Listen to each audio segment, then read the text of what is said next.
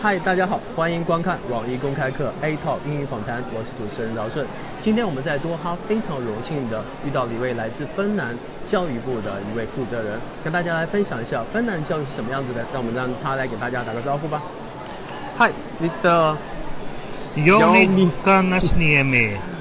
Thank you for coming to the A-Talk. It's a real honor to have you on the show. Thank you. It's a privilege to talk with you today here in Wise Doha. Thank you. Could you please say hi to your audience? Hello everyone. It's very pleased to meet you all. As you heard, my name is Jouni Kangasniemi and I work for the Ministry of Education and Culture in Finland. I'm a head of development in the international department. Wow, good. And we are quite curious about what the educational system is like in Finland. Can you tell us more about it? Yes.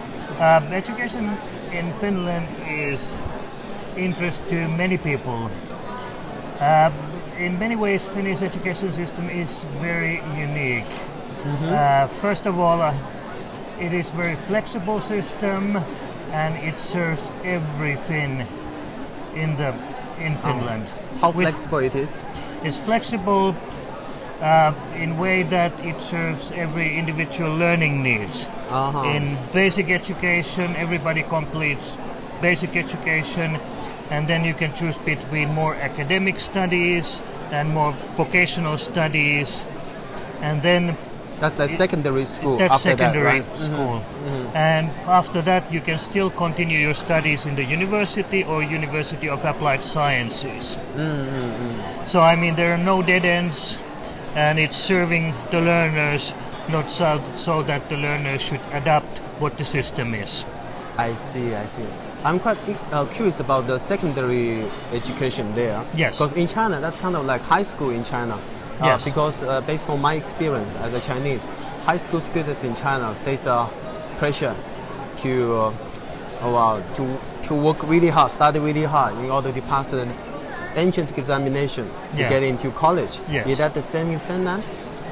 Not necessarily. I've heard about this competition in Chinese upper secondary schools, and it seems to be so that you need to memorize a lot of content to be a good student. Yeah, to pass the exams. Yeah, that's something we have to do. Yes, in Finland we concentrate more on learning, especially in basic education. It's preparing you with the basic learning skills, so that later on in your life you can just digest different kind of information, and not so much concentrating on specific content. Of course there is focus on content because at that age you start to be interested in many fields, and that's also when it's important to propose you for different subjects, so that you can find fields that interest you and what are necessary for the life. I see. So it's like the learning habit, learning method is really important. Yes. It's important to be taught in the system in Finland. So with that skill or method you have, then you can apply that to any field, anything you are interested in learning. Exactly, yes. And that's also the age when you start thinking, what am I going to do when I grow up? Yeah. What will I do? And instead of competing and making just what the outside world thinks that I should be doing, it's very important so that you personally feel as well that what I do, I have passion to do that. I'm very interested in doing it, and I would like to do it. I see. So you really should have this kind of need from the inside to have the passion, so you can initiate the study. Not the study taught by your teachers or others. You have to do certain things because you know yourself, right? You know what you like, what you don't like. Yes. Okay, that's good. That's a way to really respect the students' choices. Yes. Because in the future you need to be more creative, more flexible to meet the future needs. So that's as important than have specific knowledge. With today you have always your phone, you get access to any type of information. The only thing is to understand what kind of information that is it is true, is it false, is it... So it's more like being critical on the information and being able to do something with the information. And that's what is very valuable in the future.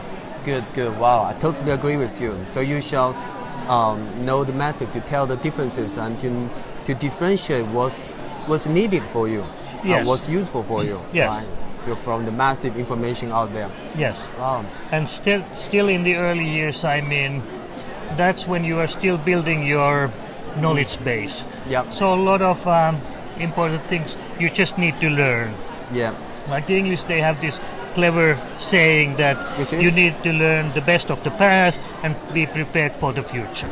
Yeah, exactly. Learn the best of the past, then use critical thinking to create something new, right? Yes. To better prepare for the future. Yeah. So we don't, because the old conventional, traditional method is just to memorize everything teaches you. Yeah. And then the generation stays, the knowledge, right, stays the same. They pass on from one generation to another generation. But we don't want things like this. We want knowledge to grow.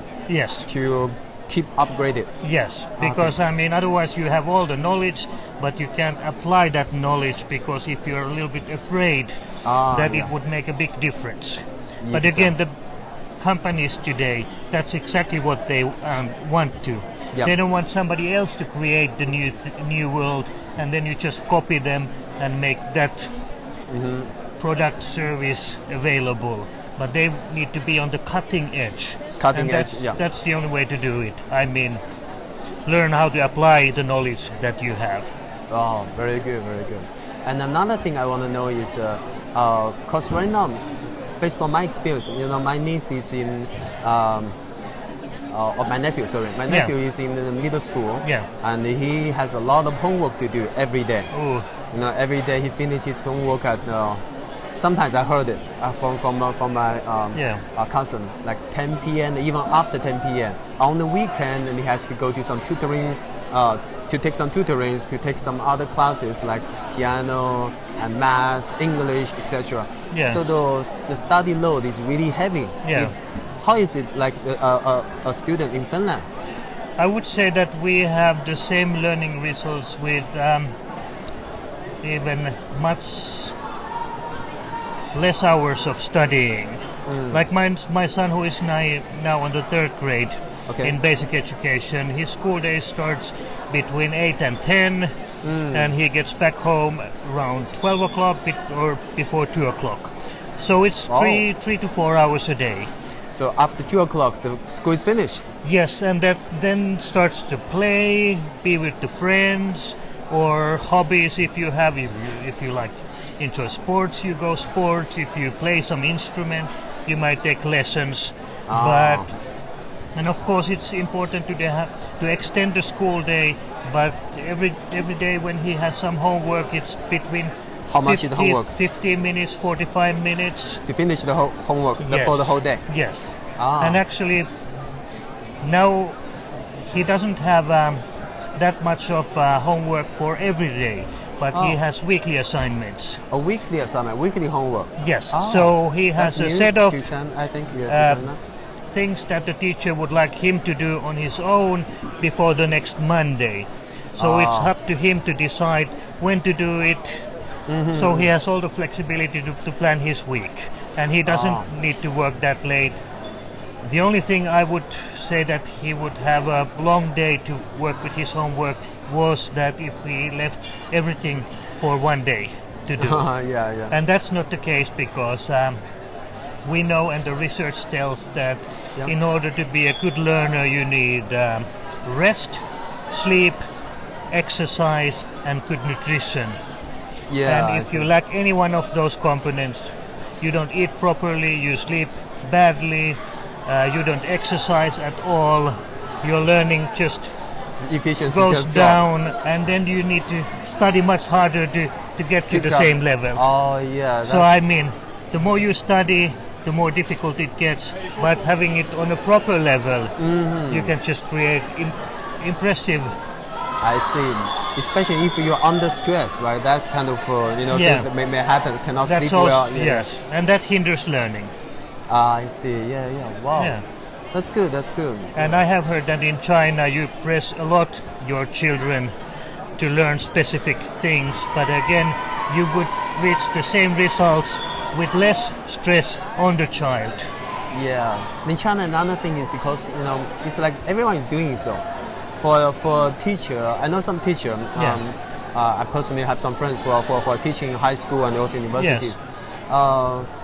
To teach the students certain amount of classes every week, and it's also common for them to tutor students. Yes. And it's like if they don't do so, for example, other classes, other teachers, they do that. Yeah. So they feel like, okay, if I don't do so, I owe my students certain things I ought to teach them. Yes. Or because of competition, my students' competence will be lower than other students who take the actual lessons, courses, or tutoring. Yeah. Maybe two things that I would like to raise. One is that if you have this strong element of competition, it hinders learning. You are not learning because you are competing against your peers. And learning is always sharing your ideas, learning from your from your friends, peers, and even from your teacher. I see. And the teachers in Finland, they actually don't do any tutoring after school hours because they don't do that. They make do good job in the classroom, and that is enough, and it should be enough. So they don't have kind of the need to have to teach students or make extra money for their own. No, they are paid average salary, and that is enough. And if you see that some of your student is lagging behind the group, you might provide him some extra lessons, just after the school days, immediately after the school days. But it would be like half an hour, 1 hour extra, so that he gets back on the track and follow the class. It's a group effort, not individual adventure. Wow, that's good. That's good to know. Wow.